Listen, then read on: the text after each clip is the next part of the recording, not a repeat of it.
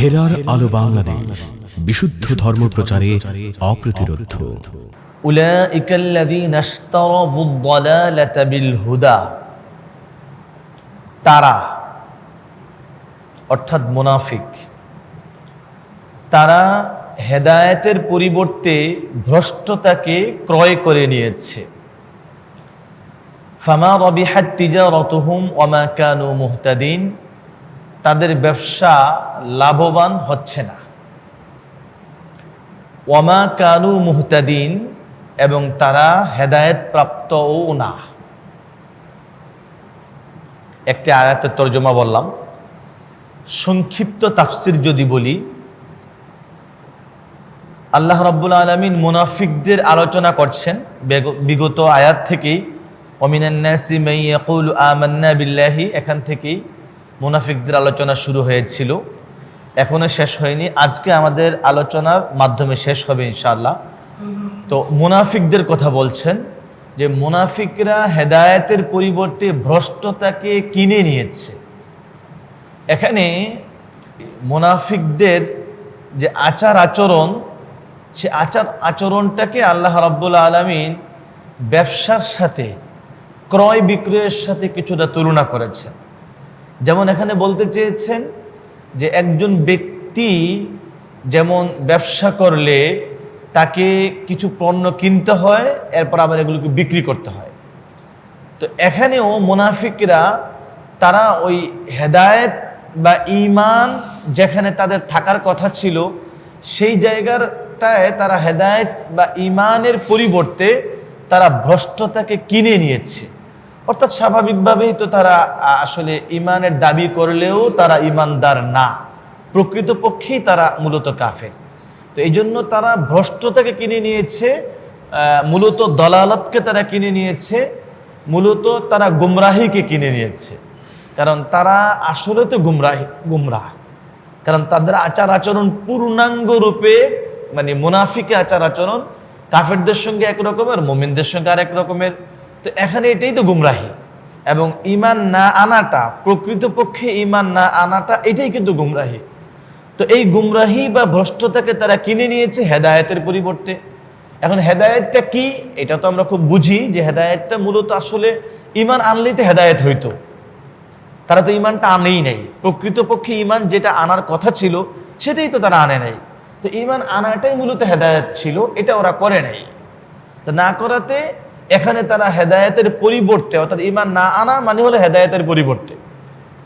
অথবা বলতে পারি আমরা যে আসলে ওই যে আল্লাহ রাব্বুল আলামিন প্রত্যেক শিশুকে ঈমানের নূরের উপর সৃষ্টি করেন, অর্থাৎ তাদেরও তো ঈমানের নূরের উপর সৃষ্টি হয়েছিল, সেই ঈমানের নূরটাকে আল্লাহ হেদায়েত বলেছেন। এখানে তাদেরও তো এই ঈমানের নূরের উপর মানে প্রতিষ্ঠিত থাকা সুযোগ ছিল, কিন্তু থাকে নাই, সে আর ভিন্ন কারণ। তো এখন তো তারা হেদায়েতের নূরটাকে নষ্ট করে ফেলেছে।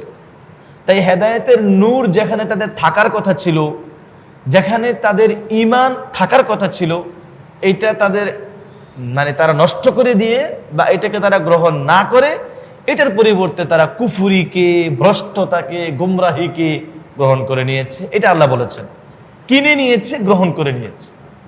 যেহেতু এই জায়গায় শুরুতে আল্লাহ বলেছেন তারা ভ্রষ্টতাকে কিনে নিয়েছে, তাই বলছেন ফামা রাবিহাত তিজারাতুহুম, তারা ব্যবসায় লাভবান হয় নাই। স্বাভাবিকভাবে একজন মানুষ ব্যবসা করলে পণ্য কিনে পরে বিক্রি করে লাভ করে, তো তারাও এখানে ভ্রষ্টতাকে কিনে নিয়েছে। আসলে ভ্রষ্টতার মাধ্যমে তাদের কোনো লাভ নাই, তো ক্ষতি ছাড়া। ক্ষতিটা তো হলো যে পরকালে তারা চিরস্থায়ীভাবে জাহান্নামী হবে, তারা পরকালে চিরস্থায়ীভাবে জাহান্নামী হবে। অতএব তাদের যে ভ্রষ্টতাকে কিনে নেওয়া, ঈমানটাকে গ্রহণ না করা, এইটা যে তাদের মানে মূল মিশনটা ছিল নেফাকি কর্মকাণ্ডের, এই মিশনের মাধ্যমে তো আসলে তাদের কোনো লাভ হয় নাই, হবেও না। একজন ব্যক্তি ব্যবসা করলে লাভ করার নিয়তে করে, কিন্তু তারাও এখানে তাদের লাভের একটা আশা আছে, কিন্তু আসলে তারা লাভবান হবে না। মানে কাফেরও তো কুফরি করে, সে এটার মাধ্যমে তার একটা ভালো কিছু চিন্তা করে। একজন মুশরিকও তো শিরকি কর্মকাণ্ড করে, এটার মাধ্যমে সে একটা চিন্তা করে। সে পূজা করে চিন্তা করে যে আমি এটার মাধ্যমে ভালো কিছু পাবো, কিন্তু এই ক্ষেত্রে যেটা হয় সেটা হলো আসলে তারা ভালো কিছু পাওয়ার সম্ভাবনা এখানে থাকে না। পূজার মাধ্যমে, শিরক করার মাধ্যমে, গুমরাহির মাধ্যমে, কুফরি করার মাধ্যমে কিভাবে ভালো কিছু হতে পারে? হবে না, স্বাভাবিক হিসাব এটা। তো তারা যেটা করেছে, স্বাভাবিক একজন ব্যবসায়ী যখন ব্যবসায় কোনো লাভবান না হতে পারে এবং তার লসে থাকতে থাকতে একটা পর্যায়ে গিয়ে এমনও হতে পারে সে তার মূলধনটা হারিয়ে ফেলে। এই মুনাফিকরা তারা তাদের মূলধনটাকে হারিয়ে ফেলেছে। তাদের কোনো লাভ নাই, লাভ তো নাই, উল্টো আরো ঈমান না থাকার কারণে, ঈমানটা ছিল তাদের মূলধন, মূলধনটা হারিয়ে ফেলেছে। এখন তারা ব্যবসায় লাভবান হচ্ছে না। ওমা কানু মুহতাদিন।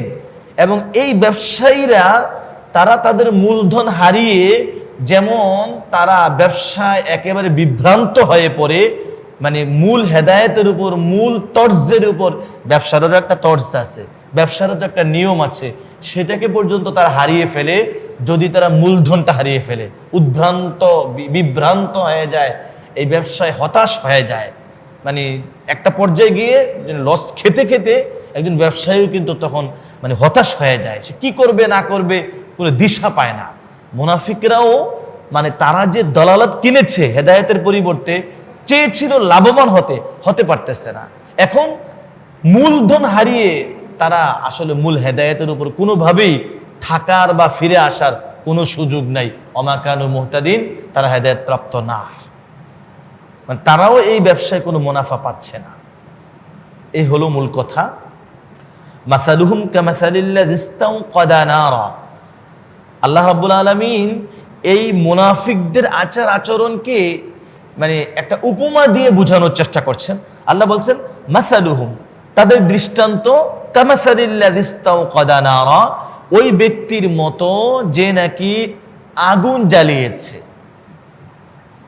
ফালাম্মা আদাআত মা হাওলাহু, যখন আগুন ওই ব্যক্তির আশপাশকে আলোকিত করে দেয়, তো যাহাবাল্লাহু বিনুরিহিম, আল্লাহ সেই আলোটাকে কেড়ে নেন।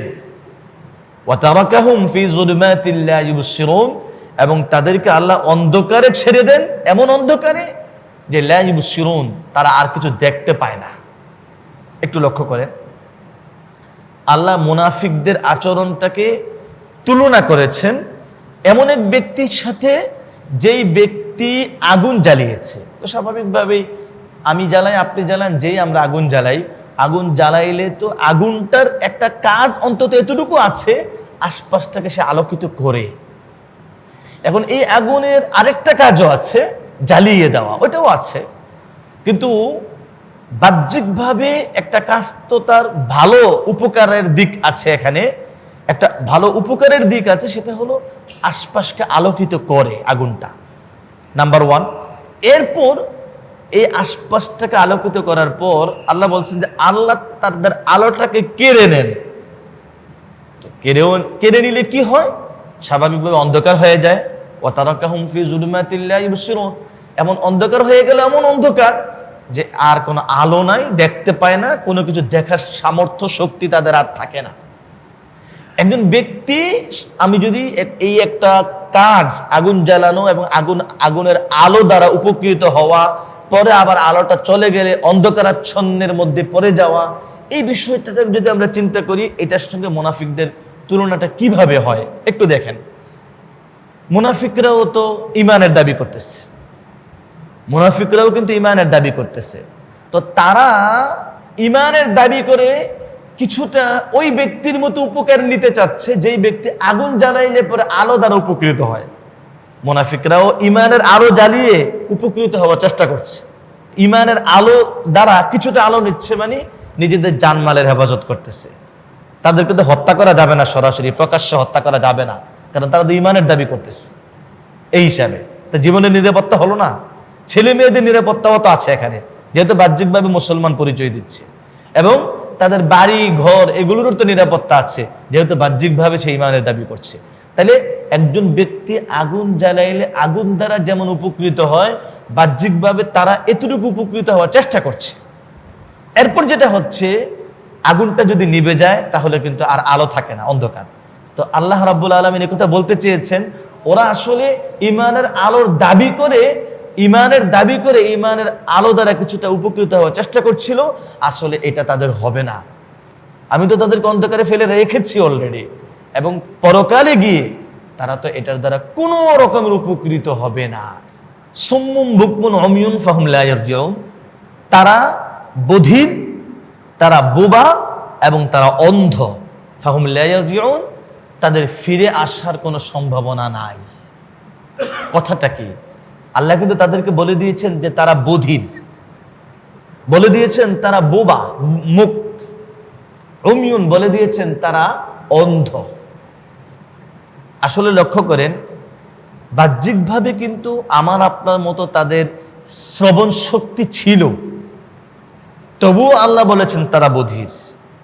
আবার বাহ্যিকভাবে আমার আপনার মতো কথা বলার ক্ষমতাও তাদের ছিল, তবুও আল্লাহ তাদেরকে বলেছেন তারা মুখ বা বোবা।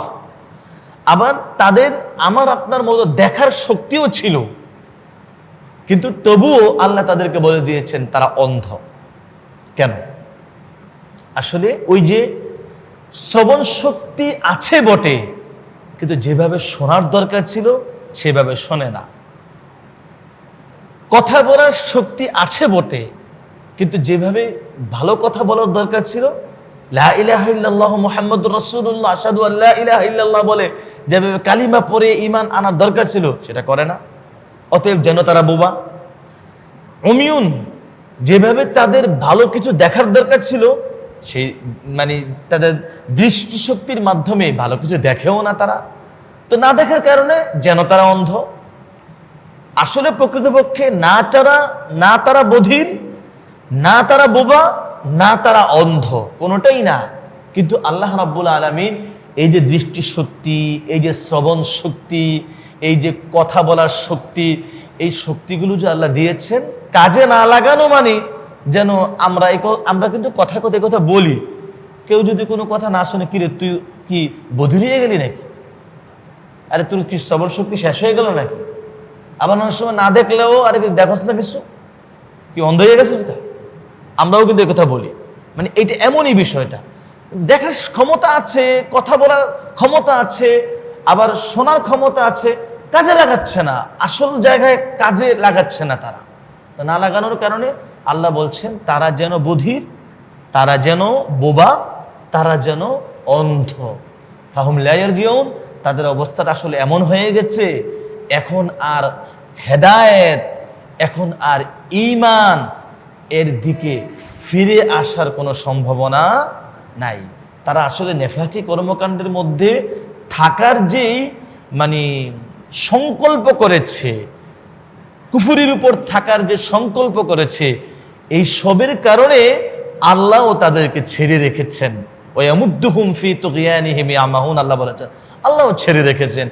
এখন দেখা যাচ্ছে লা ইয়ারজিউন, আর তাদের ফিরে আসার কোনো সম্ভাবনা নাই। আও কাসাইয়িবিন মিনাস সামাই ফিহি যুলুমাতু ওয়া রা'দু ওয়া বারক, আল্লাহ তাদের জন্য আরেকটা উপমা বলছেন, অথবা তাদের দৃষ্টান্ত আসমান থেকে বৃষ্টির বর্ষণের মতো। ফিহি যুলুমাতু ওয়া রা'দু ওয়া বারক, যে বৃষ্টির সাথে আছে অন্ধকার, আছে বজ্রধ্বনি, আছে বিজলি, বিদ্যুৎ চমক। ইয়াজআলুনা আসাবিআহুম ফি আযানিহিম মিনাস সাওয়াইকি হাযারাল মাউত, তারা এই বজ্রধ্বনির কারণে মৃত্যুর ভয়ে কানে আঙ্গুল দিয়ে রাখে। আল্লাহু মুহীতুম বিল কাফিরিন, আল্লাহ কাফেরদেরকে বেষ্টন করে রেখেছেন। একটু যদি আমরা লক্ষ্য করি, এখানে আরেকটি উপমা মুনাফিকদের জন্য। আসমান থেকে বৃষ্টি বর্ষণ এবং এই বৃষ্টির সাথে অন্ধকার এবং বজ্রধ্বনি এবং বিজলি বা বিদ্যুৎ চমক সাথে সব আছে, এবং এই বজ্রধ্বনির কারণে মৃত্যু হয়ে যেতে পারে, ভয়ও পাচ্ছে। আর এই মৃত্যুর ভয়ে বজ্রধ্বনির কারণে কানে দেয় আঙ্গুল বাঁচার জন্য। আল্লাহু মুহীতুম বিল কাফিরিন। আসলে কি তারা বাঁচতে পারবে? বাঁচার সুযোগ তো নাই। আল্লাহ তাদেরকে বেষ্টন করে রেখেছেন, চাইলেও তারা কোনো দিকে বের হয়ে বেঁচে যাবে সুযোগ নাই। আল্লাহ তো আমাকে আপনাকে যেমন বেষ্টন করে রেখেছেন, অর্থাৎ আল্লাহর ক্ষমতার অধীনে আমি আপনি যেমন, কাফেররাও তো। আল্লাহ রাব্বুল আলামিন তাদের জন্য মানে বৃষ্টির বর্ষণটা যেমন, এবং এই বৃষ্টির দ্বারাও তো কেউ কোনো না কোনোভাবে উপকৃতও হচ্ছি আমরা। আবার এটার মধ্যে অন্ধকারও থাকে। বৃষ্টি যখন একেবারে আমরা অন্ধকার হয়ে নামে বৃষ্টি বলি, অন্ধকার তো থাকে বৃষ্টির মধ্যে। এরপর আবার বলি বৃষ্টির মধ্যে বিদ্যুৎ চমক, এটাও হয়। বজ্রধ্বনি, সেটাও হয়। আবার বজ্রধ্বনিকে আমরা বলি ঠাডা পড়ে মানুষ মারা যাচ্ছে, ঠাডা পড়ে এক এলাকায় একসাথে এতজন মারা যাচ্ছে। এমন ঘটনা আমরা শুনেছি, গাজীপুরে কোথাও এমন ঘটনা ঘটেছে যে মসজিদের পাশে ঠাডাটা পড়েছে, আশপাশে কয়েকজন মুসল্লি পর্যন্ত মারা গেছেন। এলাকায় কোনো গাছের উপর পড়তেছে, গাছটা পুরো জ্বলে যাচ্ছে। হচ্ছে তো এই বজ্রধ্বনি, এগুলোর মাধ্যমে মানুষ মারাও যায়। যাদের উপর বৃষ্টি বর্ষণ হচ্ছে, যাদের উপর বজ্রধ্বনি হচ্ছে, যাদের উপর আপনার এই বিদ্যুৎ চমকাচ্ছে, বিজলি আসতেছে, ওরা কি করে? কানা আঙ্গুল দিয়ে রাখে, কানা আঙ্গুল দিয়ে বাঁচার জন্য। তো এরা আসলে তো বাঁচতে পারবে না, কারণ আল্লাহ তো তাদেরকে বেষ্টন করে রেখেছেন। তারা কোথায় যাবে? এমন তো না যে আমি কোনো রকম বের হয়ে চলে আসলাম, বেঁচে গেছি, শেষ। বিষয়টা এমন না। আল্লাহ তাদেরকে আল্লাহর শক্তির বেষ্টনীর ভেতরেই কি রেখে দিয়েছেন। কিছু উপকারের চিন্তা তাদের এখানে আছে। বৃষ্টি থেকে যে কিছু উপকার আসে, তো এটাও তাদের কিছু উপকারের দিক আছে। কিন্তু আসলে এই বৃষ্টিটা ক্ষতিও হয়, বিদ্যুৎ চমকাইলে মারাও যায়, এমন ক্ষতির দিকগুলোও আছে। এবং এখান থেকে বাঁচারও কোনো সুযোগ নাই। যদি আল্লাহ কাউকে মারতে চান, যদি আল্লাহ কাউকে মারতে চান, কেউ বাঁচতেও পারবে না। অতএব মুনাফিকরাও নেফাকি কর্মকাণ্ড করে, তারা সাময়িক কিছু উপকারের চিন্তা করে, এই উপকার দিয়ে কিছু হবে না তাদের। আসল জায়গায় তারা ধরা খাবে, পাকড়াও হবে, গ্রেফতার হবে, এবং সর্বশেষ তাদের ঠিকানাও হবে জাহান্নাম। ইয়াকাদুল বারকু ইয়াখতাফু আবসারাহুম। দেখেন বিদ্যুৎ চমক, আল্লাহ বলছেন যেন বিজলি বা বিদ্যুৎ চমক তাদের দৃষ্টিশক্তিকে কেড়ে নিচ্ছে। কুল্লামা আদাআ লাহুম মাশাউফি, যখন তাদের সামনে আলো আসে তো মাশাউফি তখন চলতে থাকে। ওয়াইদা আযলামা আলাইহিম কামু, আর যখন তারা অন্ধকারে পড়ে যায় তখন তারা দাঁড়িয়ে যায়, থেমে যায়। ওয়ালাউ শাআ আল্লাহু লাযাহাবা বিসামঈহিম ওয়া আবসারিহিম, আল্লাহ চাইলে তাদের শ্রবণ শক্তি এবং দৃষ্টি শক্তিকে কেড়ে নিতে পারেন। ইন্নাল্লাহা আলা কুল্লি শাইইন কাদির, আল্লাহ সব কিছুর উপর ক্ষমতা রাখেন। একটু লক্ষ্য করেন, বিদ্যুৎ যখন চমকায় তখন তো আমার আপনার চোখে এটা বাড়ি খায়, এবং তখন সাময়িকভাবে আমি আপনাকে কিন্তু দেখতেও পাই না। বিদ্যুৎটা যখন চমকায় তখন কিন্তু আমার আপনার চোখে বাড়ি খাচ্ছে, এবং আমি সাময়িকভাবে দেখতেও পাচ্ছি না। তো এই সাময়িকভাবে আমার দৃষ্টিশক্তিটাকে যেন এই বিদ্যুৎ চমক অথবা এই বিজলিটা আমার দৃষ্টিশক্তিটাকে কেড়ে নিল। ইয়াকাদুল বারকু ইয়াখতাফু আবসারাহুম, যেন এই বিদ্যুৎ চমক তাদের দৃষ্টিশক্তিকে কেড়ে নিচ্ছে। আর কুল্লামা আদাআ লাহুম মাশাউফি, যখন বিদ্যুৎ চমকাচ্ছে একটু আলো হচ্ছে, একটু হাঁটে। আর যখন বিদ্যুৎ চমকানো বন্ধ হয়ে যায় তখন অন্ধকার, কম দাঁড়ায় যায়। মানে সম্ভব হয় না আর হাঁটা, সামনে অন্ধকার, তো হাঁটা সম্ভব হচ্ছে না। এখন একটু লক্ষ্য করেন, স্বাভাবিকভাবে এই মুনাফিকরা তাদের অবস্থাটাও এমন যে এক কদম হাঁটে আবার পেছনের দিকে তাকায়, একটু হাঁটে আবার পেছনের দিকে তাকায়। অর্থাৎ কি, আসলে আমরা কি ভালো করতেছি না মন্দ করতেছি? মুমিনদের কাছে যাইয়া ওদের বলতেছি ইমানের কথা, আরে এত করে কি কোনো ফায়দা পাচ্ছি নাকি কি? আবার এদিকে কাফেরদের কাছে যাইয়া বলতেছি যে কুফরির কথা, এতেও কি আমাদের লাভ হচ্ছে কিনা? তাদের মধ্যে এক বিশাল বড় অস্থিরতা। এদিকেও 16 আনা নাই ইমানদারদের সাথেও পূর্ণাঙ্গ রূপে নাই, যে এর মাধ্যমে তারা মুমিনদের মূল পথে চলবে। আবার কাফেরদের সঙ্গেও তাদের মূল ইটা ওখানেই যদিও, কিন্তু ইমানের দাবি করার কারণে 16 আনা তাদের সঙ্গেও থাকতে পারতেছে না। পুরা ঝামেলা। এখন একটু আলোর মতো আলো পাইলে একটু সামনে আগায়, আবার থাইমা যায়, আবার পিছনের দিকেও যায়। কিন্তু এদের আচরণগুলো অলরেডি মোমেনদের সঙ্গে যা হয়েছে এমনটাই হয়েছে। নবীজি সাল্লাল্লাহু আলাইহি সাল্লামের সঙ্গে যুদ্ধে পর্যন্ত রওনা হয়েছিল, পথের থেকে ফেরত চলে আসছে মুনাফিকরা, পথ থেকে মাঝপথ থেকে ফেরত চলে এসেছে। যাই, আসলে কি হবে, মরে যাব, এখানে গিয়ে কি মরেই যাই কিনা, কি হয় না হয়। ইমানদাররা মনে করেন মরে গেলাম তো শহীদ হয়ে গেলাম, শেষ।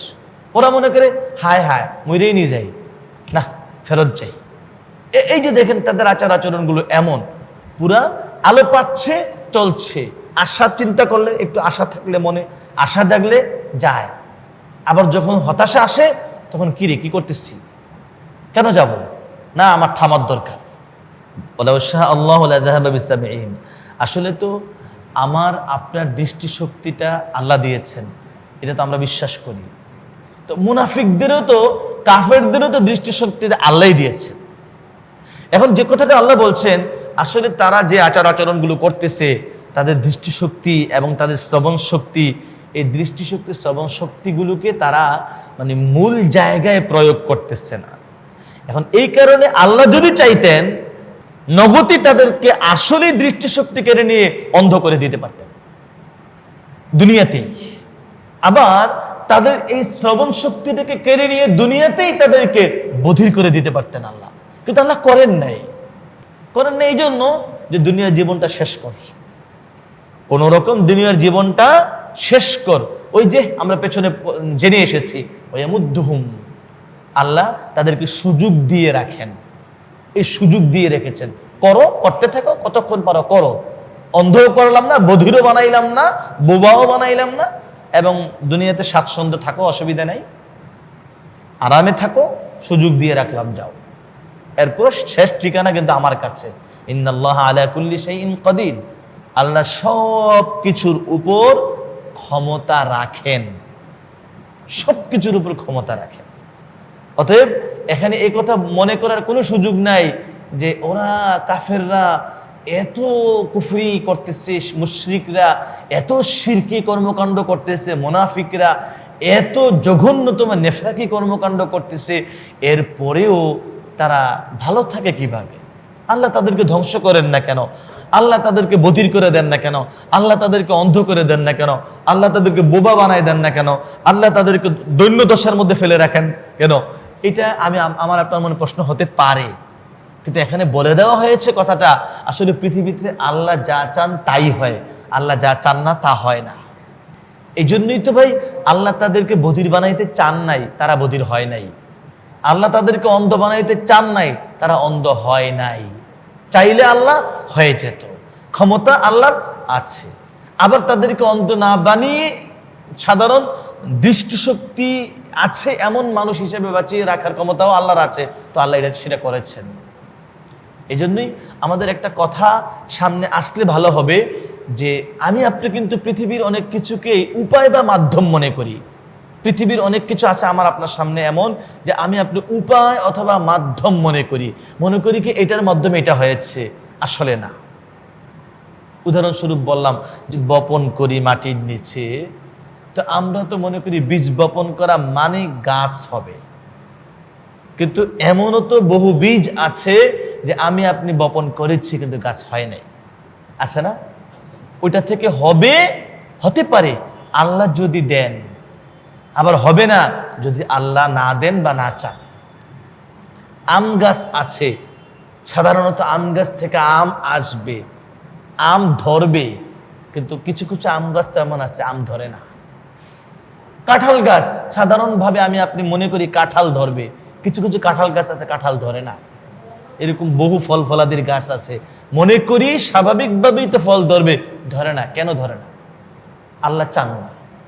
আল্লাহ চাইলে ধরত, আল্লাহ চান নাই বলে ধরে না।